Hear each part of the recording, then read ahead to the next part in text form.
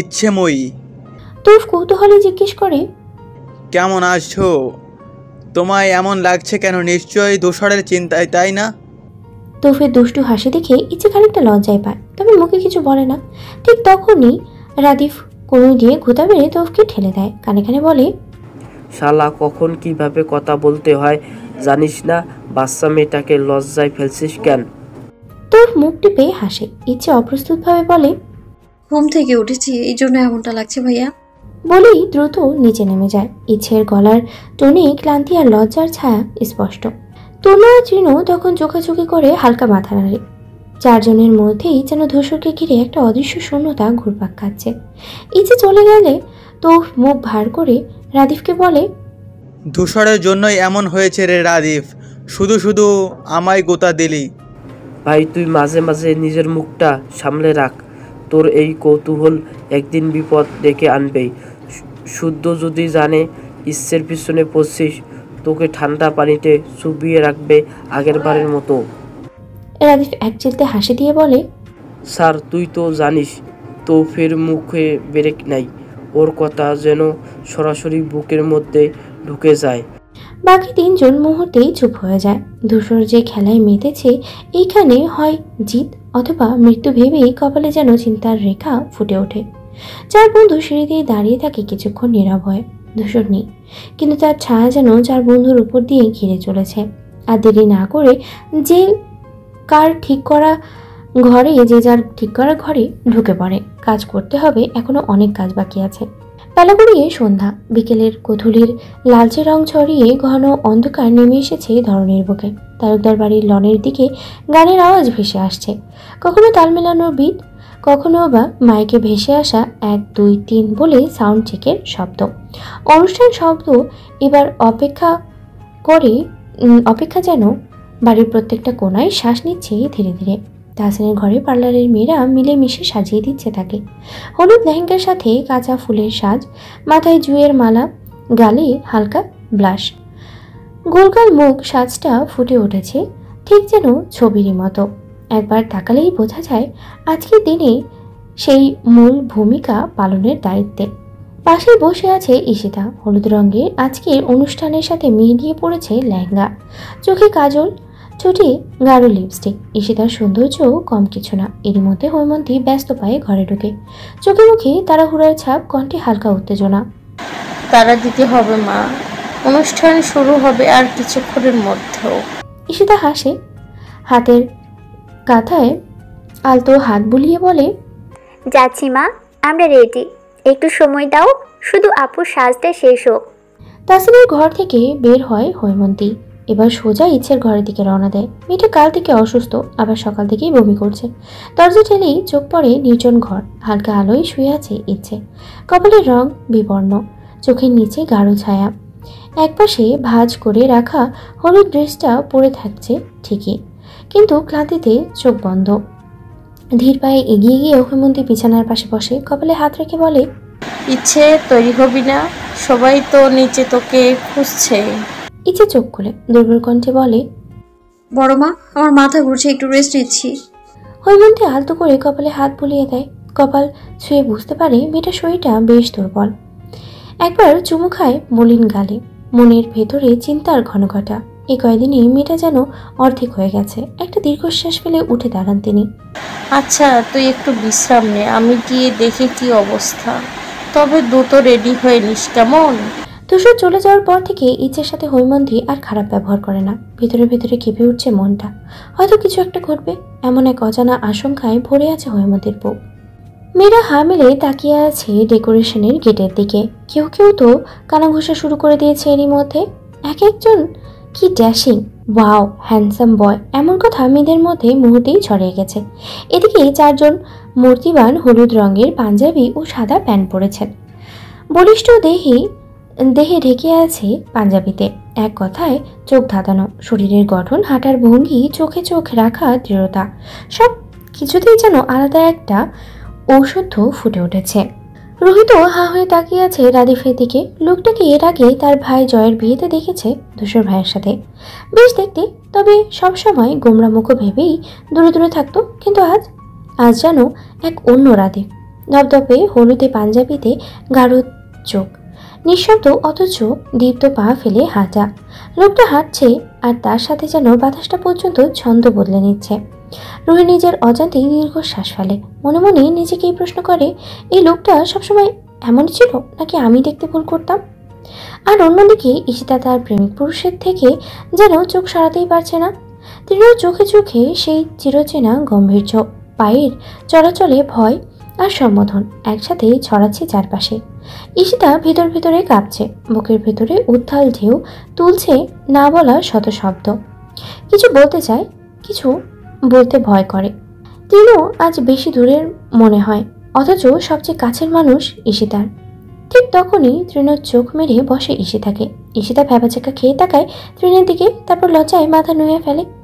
মুখে একরাশ লাল রাঙার রং এসে জমে, গালজোড়া রঙিন হয়ে উঠেছে।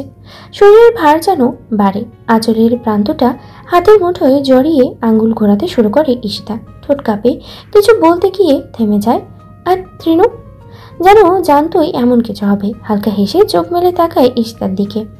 মুক্তার সেই সহজ চাতুর্য চোখে খেলা করে এক ধরনের দস্যি আগ্রহ।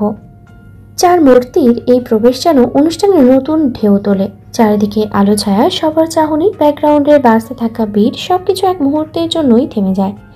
সবাই যেন শুধু তাকিয়ে আছে তাদের এদিকে। চারটি চেয়ার ঘিরে চারজন বন্ধু, তৌফ, রাদিফ, তৃণ গল্পে মশগুল। গলায় টান টান কাজের ক্লান্তি হলেও চেহারায় তৃপ্তির ছাপ। সময় মতো পাওয়া এই মুহূর্তগুলোতেই যেন ছেলেবেলার বন্ধুত্ব জেগে ওঠে। সামনে রাখা কোল্ড ড্রিঙ্কসের গ্লাস, চকচকে আলোয় আলোকিত ডেকোরেশনের জায়গা, আর পেছনে চলতে থাকা কোনো হিন্দি বিয়ের গান। স্টেজে তাহসিনকে ঘিরে মেয়ে ছেলেরা ফটোশ্যুট করতে ব্যস্ত। সব মিলিয়ে যেন মুহূর্তটা জমে উঠেছে। অন্যদিকে একটু দূরে দাঁড়িয়ে ঈশিতা আর রুহি, দুজনেই চোখ রাখে এক দৃষ্টিতে তৃণদের দিকে। রুহি হঠাৎই কানের কাছে ফিসফিস করে বলে, রাদীপ ভাইয়াকে আজকে বেশি হ্যান্ডসাম লাগছে না বলিসো? ঈশিতা এক দৃষ্টিতে তাকায় ওর দিকে। মুখের ভাঁজ কপালে গিয়ে জমে, চোখে মিশে রুক্ষতা। মেয়ের তো গতিবিধি ভালো না। রাদীপ ভাইয়ের সম্পর্কে কিছু জানিস তুই? রুহি অবাক হয়ে জিজ্ঞেস করে, মানে কি হয়েছে ওনার? ঈশিতা এবার গলা নামিয়ে চোখ গোল করে বলে, সে কে যদি জানিস তুই? রুহি, কাঁপাকাঁপি শুরু করবি নির্ঘাত। শুধু সে না, বাকিগুলো একই আমার জানা মতে। এরা হাই সোসাইটি থেকে বিলং করা মানুষ, সাথে কর্মস্থল উচ্চপদস্থ ইউনিটের। মানুষটা বাইরে থেকে যতটা ঠান্ডা, ভিতরে ততটাই অন্ধকার। কারোর প্রেমে পড়ে গেলে সেই মানুষকে ধ্বংস করে হলেও নিজের করে পেতে চাইবে। রুহি ঠোঁট চেপে ধরে, গলা শুকিয়ে আসে। আচ্ছা তাই নাকি? ওনার তো বেশ চুপচাপ, ভাবতেই পারছি না। ঈশিতা হালকা হেসে মাথা নাড়ে। এই চুপচাপ চেহারাগুলোই সবচেয়ে বেশি ভয়ানক হয়। এই কথার মাঝেই দুজনেই থেমে যায়। সাউন্ড সিস্টেমের গান চলতে থাকে পিছনে, আর সামনে থেকে এগিয়ে আসে হলুদ রঙের কাজ করা লেহেঙ্গা পরা একটা মেয়ে। মেয়েটার বুকের মধ্যে জড়ানো তুলতুলে খরগোশটা যেন আরো কোমল করে তুলেছে পুরো দৃশ্যটাকে। মাথার কপাল ছোট টিপ, চোখে কাজল, ঠোঁটে হালকা গ্লস।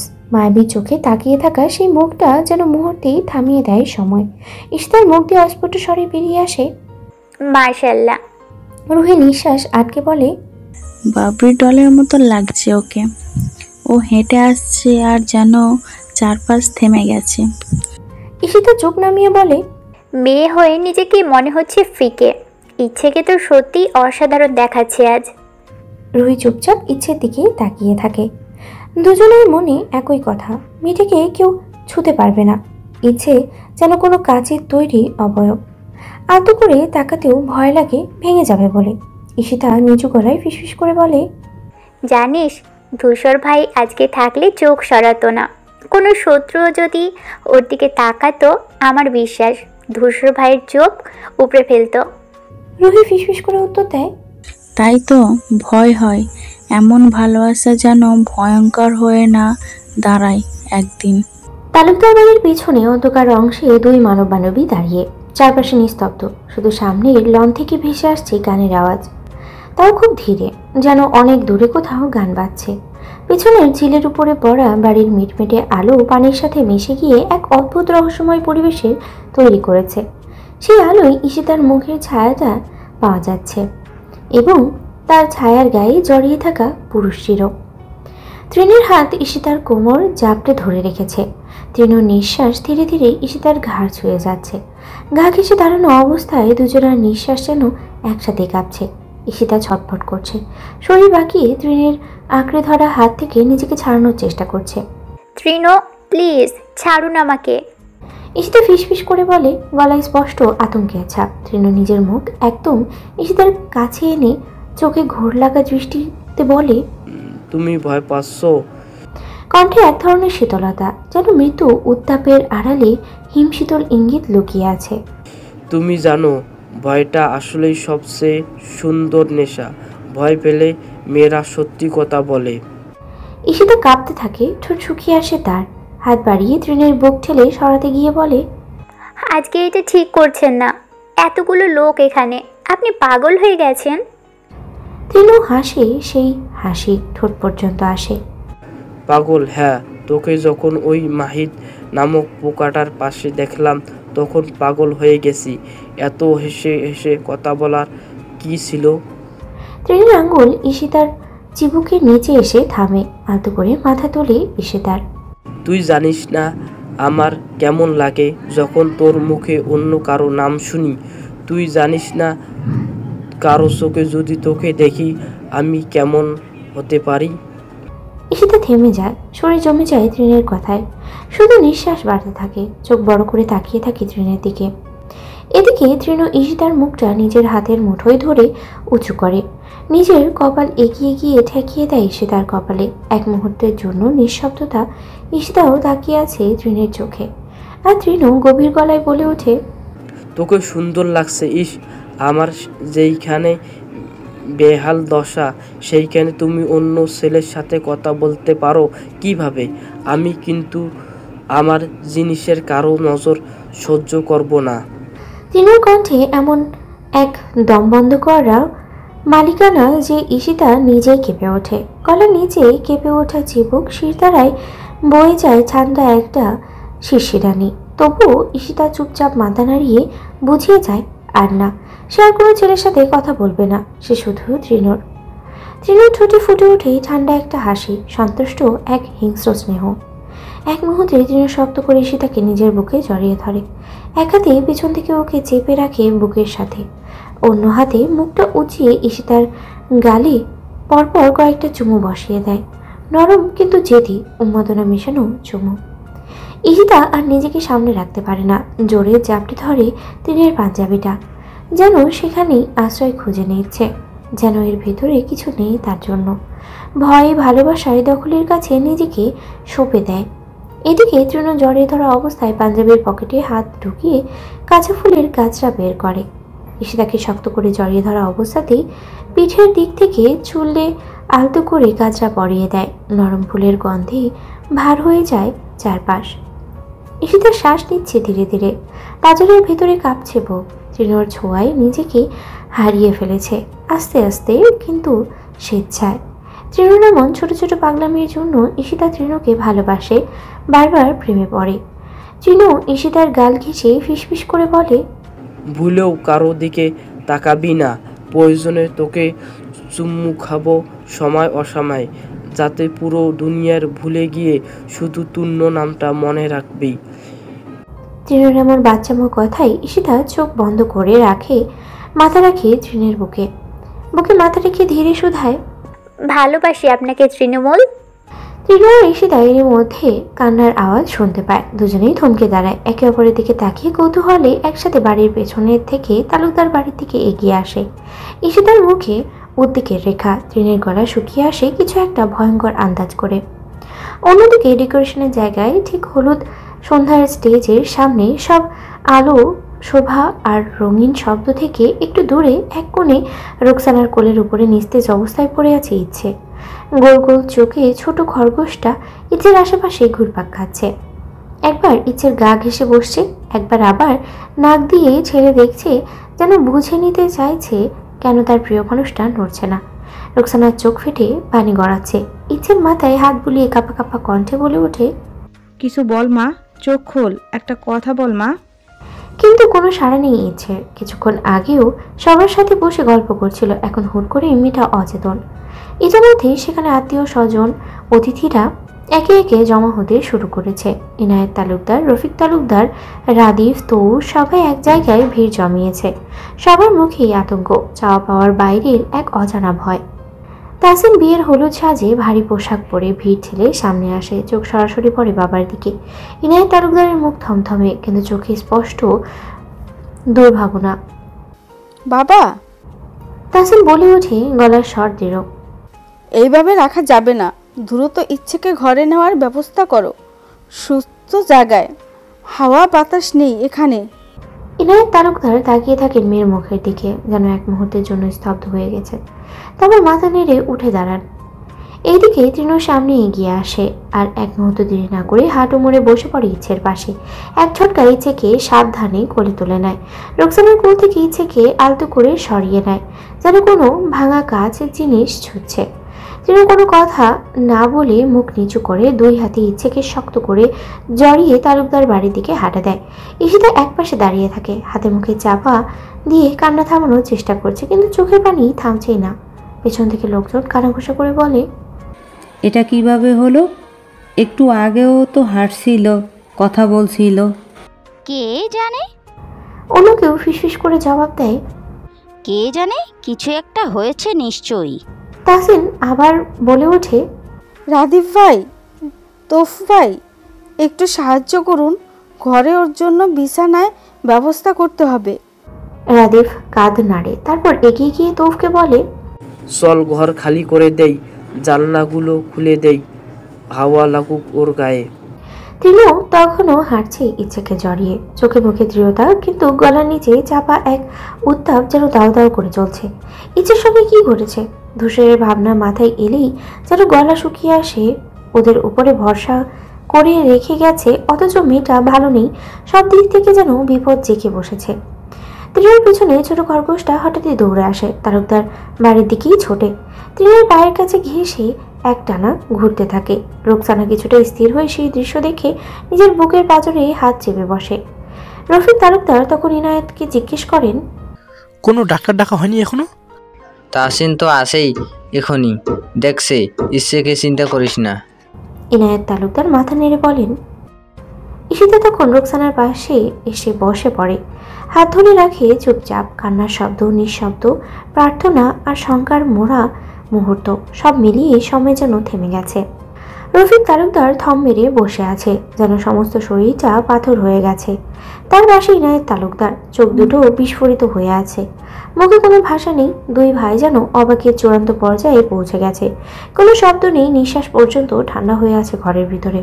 অথচ সেই স্তব্ধতার মাঝেও এক কোণে দাঁড়িয়ে মুখে হঠাৎ উদ্ভট হাসি নিয়ে একা একাই মেতে আছে হৈমন্তী।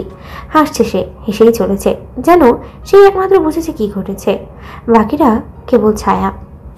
ঘড়িতে রাত ঠিক 12টা। বাড়ির পেছনের অংশে তাসিনের গায়ে হলুদের সব আয়োজন গুটিয়ে নেওয়া শেষ। চারপাশে অনুষ্ঠান শেষে হালকা গুঞ্জন চলছে, কেউ বিদায় নিচ্ছে, কেউ আলতো গলায় কথা বলছে। অথচ এই পুরো প্রেক্ষাপটের এক পাশে ইচ্ছের ঘরের দরজার কাছে দাঁড়িয়ে আছে গার্ডদের মতো 4 জন পুরুষ, তৃণ, তূর্ণ, রাদিফ, তৌফ। 4 জনের চোখে মুখে এক ধরনের খুশির ঝলক থাকলেও ভিতরে একটা অজানা সংকোচ আর দুশ্চিন্তার ছায়া যেন ঘনীভূত হচ্ছে। চুপ করে থেকে শুধু একবার চোখাচোখি করছে। তৃণ একটু ঝুঁকে নিচু গলায় বলে, এমন তো হবার কথা ছিল না। তূর্ণ ঠোঁট চেপে ধরে, কিছু বলার চেষ্টা করেও থেমে যায়। রাদিফ পিছনের দিকে তাকিয়ে নেয়, যেন কারো নজর পড়ছে কিনা যাচাই করছে। তৌফ ধীরে ধীরে বলে, তবে যা হয়েছে ভালোই হয়েছে, এইবার অনন্ত ফিরে আসুক ও। ঘরের ভেতরে ইচ্ছের পাশে বসে আছে তাসিন আর রোকসানা। ইচ্ছে চোখ বন্ধ, শরীর নিস্তেজ, এখনো জ্ঞান ফেরেনি। নিস্তব্ধ মুখের দিকে তাকিয়ে থাকলেও মনে হচ্ছে হাজারটা কথা জমে আছে সেখানে। আর পাশে বসে থাকা রোকসানা আঁচলে মুখ লুকিয়ে কাঁদছে। এতক্ষণে পুরো পরিস্থিতি তার মস্তিষ্কে আঘাত এনে গেছে, নিজেকে আর সামলাতে পারছেন না। রোকসানা ফুপিয়ে ফুপিয়ে কাঁদছে, 2 হাত একবার ইচ্ছের মাথায় বুলিয়ে দিচ্ছে, আবার আঁচলে মুখ গুজে কান্না চেপে রাখতে চাইছে। তার কাঁধ কাঁপছে, কান্না একদম গলার ভেতর থেকে বেরিয়ে আসছে। এই বাড়িতে একসাথে দুইটা খুশির খবর এলো, কিন্তু এমন করে? তনু এবার ধীরে বলে ওঠে। রাদিফ নিচু স্বরে উত্তর দেয়, ও এখন যে অবস্থায় আছে ঠিক বুঝতে পারছিস না তুই? তৌফ একবার ঘরের দরজার দিকে তাকায়, তারপর আবার বন্ধুর মুখে চোখ রাখে। এতক্ষণ ঝিম মেরে বসেছিল ইনায়েত তালুকদার, চোখে এক অদ্ভুত প্রশান্তি, ঠোঁটের কোণে আলতো হাসি। হঠাৎ করে নিজের ভেতরকার উচ্ছ্বাস যেন আর ধরে রাখতে না পেরে হেসে ওঠে, একটা শান্ত গভীর হাসি। পাশে বসা রফিক সাহেব চমকে তাকান বড় ভাইয়ের দিকে। ইনায়েত মুখ ঘুরিয়ে রফিকের দিকে তাকিয়ে বলে, রাফু, আমি দাদু হতে চলেছি। এক মুহূর্ত থেমে যেন নিজের বলাটা বিশ্বাসযোগ্য করে তোলার জন্য হাসি মুখে আবারও বলেন, তোরে মিষ্টি মুখ করাই চল। বাতরটা এতদিন ভালো একটা কাজ করছে, কি বলিস? যাওয়ার আগে আমাদের উপহার দিয়ে গেছে। রফিক সাহেবের মুখে বিস্ময়ের চাপ, মুহূর্তেই তিনিও হেসে উঠে বলেন। দুই ভাই একে অপরকে জড়িয়ে ধরেন। এই পুরনো ঘর, পুরনো বারান্দা, পুরনো সম্পর্কগুলো যেন নতুন কোনো আলোয় জ্বলে ওঠে। ইনায়েত হেসে বলেন, ছানা মিষ্টি নিয়ে আয়, সবাই নিচে চলো, আজকে আমাদের খুশির দিন। দুই ভাই সিঁড়ির দিকে এগিয়ে যেতে থাকে, পেছনে ফেলে যায় তাজ্জব হয়ে যাওয়া কয়েক জোড়া চোখ। আশেপাশে থাকা সবাই থমকে তাকিয়ে থাকে ওদের দিকে, যেন এই হঠাৎ ঘোষণা এমন কেউই আশা করেনি। রোকসানা চলে যায় মিষ্টি আনতে, আর বাকিরা কিছুটা চুপচাপ অবস্থায় দাঁড়িয়ে থাকে। এইসবের মধ্যেই মুখ খুলে তূর্ণ নিচু স্বরে তৃণমূলে তিনি মাথা জাগিয়ে সম্মতি জানায়। হ্যাঁ, জানতেই হবে। পকেট থেকে ফোন বের করে তৃণ, ডিসপ্লেতে ধূসরের নাম দেখে দ্রুত SMS টাইপ করতে থাকে। সেন্ড বাটনে চাপ দিতে ফোনটা এক মুহূর্ত থেমে যায়, তারপরই স্ক্রিনে ভেসে ওঠে ফেইল্ড টু সেন্ড। তৃণ আবার চেষ্টা করে, বারবার চেষ্টা করেও একটাই মেসেজ যাচ্ছে না। তৃণের কপালে ভাঁজ পড়ে। চুপচাপ দাঁড়িয়ে থাকা রাদিফ ওর পাশে এসে দাঁড়ায়, চোখ রাখে তৃণের ফোনের স্ক্রিনে। তৃণ ভ্রুকুচকে বলে, মেসেজ যাচ্ছে না, ফোনটাও কন্ট্যাক্ট হচ্ছে না, এমন তো কখনো হয় না। হয়তো ব্যস্ত আছে ধূসর, পরে দেখবে, চিন্তা করিস না। তৃণ ম্লান হাসে। হ্যাঁ হয়তো। রাদিফ তৃণের দিকে তাকিয়ে হালকা হাসে। চল নিচে যাই, এখন এসছে সবাইকে তো সামলাতে হবে। তিনজন ধীরে ধীরে সিঁড়ির দিকে এগিয়ে যায়। উপরে থেকে নিচে নামার সেই যাত্রায় কারোর মুখেই আর আগের উচ্ছ্বাস নেই। ইনায়েত আর রফিকের খুশি যেন পুরো বাড়িটাকে আলোয় ভরিয়ে ফেলেছে। ঠিক তেমনই সেই আলোর কোথাও যেন একটু কারো ছায়াও লেগে উঠেছে। একটা অদৃশ্য প্রশ্ন, একটা অশান্ত সংকেত। আয়নার সামনে দাঁড়িয়ে আছে ইচ্ছে। নিঃশব্দ ঘরের নিঃসঙ্গতাকে যেন ভেঙে দিতে চায় তার থেকে থেমে থাকার সেই চোখ। বাইরে সকালের মিষ্টি আলো চারদিকে ছড়িয়ে পড়েছে। গতকালের গায়ে হলুদ শেষে আজকে তাসিনের বিয়ের দিন। ইচ্ছের দৃষ্টি তখনও দেয়ালের সাথে লাগানো আয়নার দিকেই স্থির। পরনে ধূসরের সাদা শার্ট, বড় ঢোলা ধূসরের গায়ের গন্ধ মেশানো সেই শার্টটা ইচ্ছের হাঁটু ছাড়িয়ে গেছে। দুই হাতে শার্টটা গুছিয়ে একটু খোলা পেটের দিকে তাকায় সে। খুশি মনে পেটের কাছে দুইটা বাটন খুলে ফেলে। পেটের একটু অংশ এখন দৃশ্যমান। নিঃশ্বাস ফেলতেই বুক থেকে ঢেউ নেমে আসে উষ্ণ আবেগমাখা পেট অবধি। সেখানে ইচ্ছে পরম যত্নে হাত বুলাতে থাকে এক দৃষ্টি পেটের দিকে। সেখানে বসে বাসা বাঁধা কারো অস্তিত্বকে অনুভব করছে সে। তার সেই অশুভ পুরুষের অনাগত সন্তানের মা হতে চলেছে সে। শরীরের একরকম কাঁপুনি দিয়ে ওঠে, কিন্তু সেটা ভয় থেকে নয়, এক ধরনের আবেশ আর বাস্তবতাকে মেনে নেওয়ার অনুভব থেকে। মাতৃত্ব বুঝি এমনই কিছু যে অনুভবের কাছে সব আবেগ পরাজিত হয়। এই অষ্টাদশী মেয়ে কেমন একদিনেই বড় হয়ে গেছে, যেন শরীর নয় আত্মাই এখন ভারী হয়ে উঠেছে। চোখ দুটো নরম হয়ে আসে, ঠোঁটের কোণে অস্পষ্ট হাসি। কল্পনায় এক ধরনের স্বপ্ন খেলে যায়। ধূসর নিজের উষ্ণ হাতে এই পেটটাই রেখে বলেছে, এখানে আমার পৃথিবী আছে। ইচ্ছে কল্পনায় হারিয়ে যায়। হঠাৎ ঈশিতার ডাকে হুঁশ ফিরে আসে। দরজার কাছে দাঁড়িয়ে আছে ঈশিতা, হাতে খাবারের প্লেট, মুখে একরাশ ক্লান্তি, তার মাঝেও চিরচেনা আদর। ইচ্ছে ঈশিতাকে দেখে তড়িঘড়ি করে শার্টটি পেট ঢেকে ফেলে।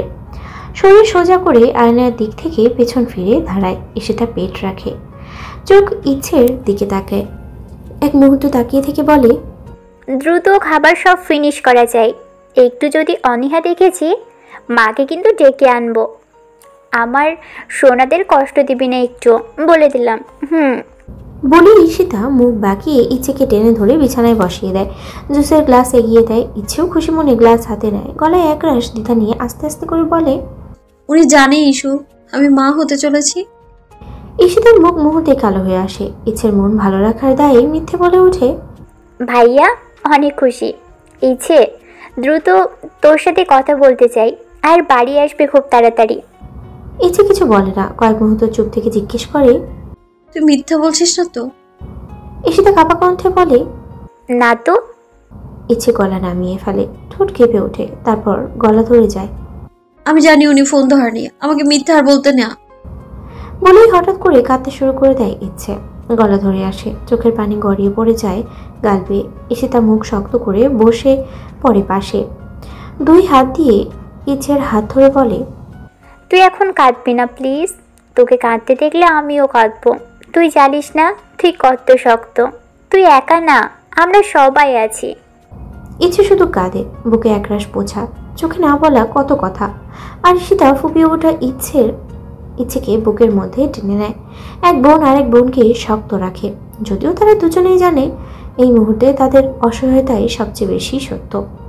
এইদিকে তাসিন ধীর পায়ে ঘরে ঢুকে, হাতে মেডিসিন। ঢুকেই যা দেখে চোখ মুহূর্তেই রক্তিম হয়ে ওঠে। ইচ্ছে আর ঈশিতা একসাথে বসে ইচ্ছে ঈশিতাকে জড়িয়ে ধরে কাঁদছে। দুজনার কান্নার সুর যেন একসাথে মিলিয়ে গেছে। নিঃশব্দ অস্থিরতায় ছড়িয়ে পড়েছে ঘরের কোনায় কোনায়। এই তোরা এইভাবে কাঁদছিস কেন? কোনো জবাব আসে না।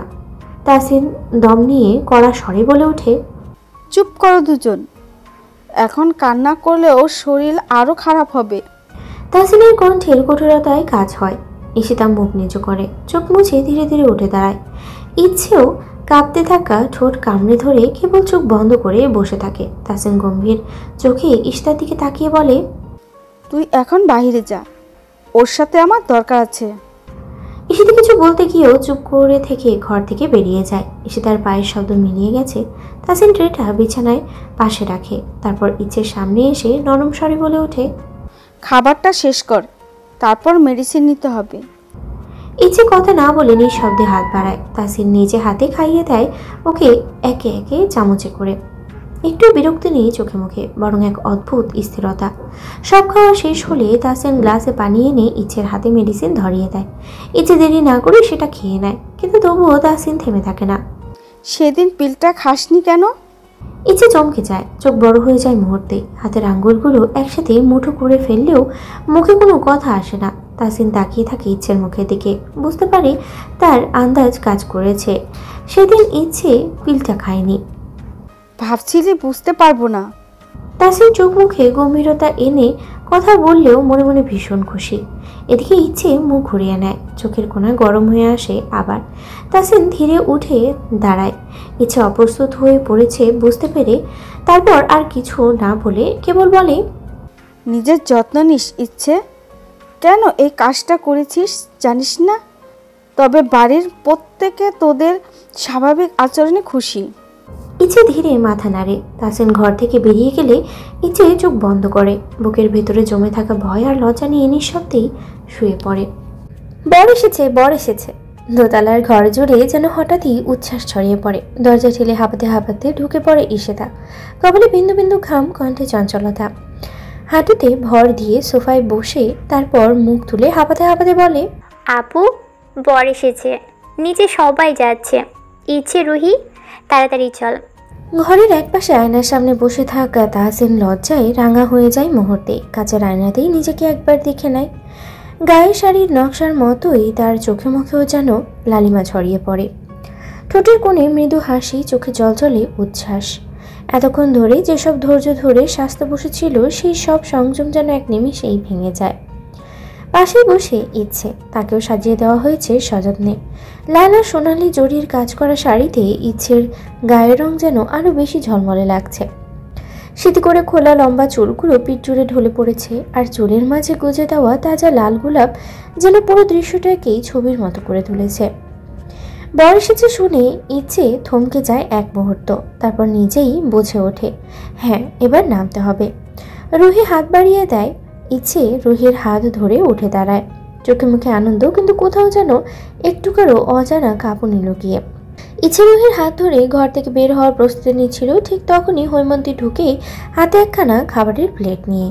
দুজনকে দেখে একটু ভ্রু কুচকে তাকায়, তারপর না কিছু বলে ইচ্ছের হাত ধরে টেনে নিয়ে গিয়ে তাসিনের পাশে বসিয়ে দেয়। হৈমন্তী নিচু হয়ে তাসিনের চোখে চোখ রেখে মৃদুস্বরে বলে, বিয়ের কাজ সম্পূর্ণ হতে অনেক দেরি হবে, এখন একটু খেয়ে নে। তাসিন মায়ের কথায় মাথা নাড়িয়ে হ্যাঁ করে। হৈমন্তী নিজের হাতে ভাত মেখে প্রথম লোকমা তুলে দেয় মুখে।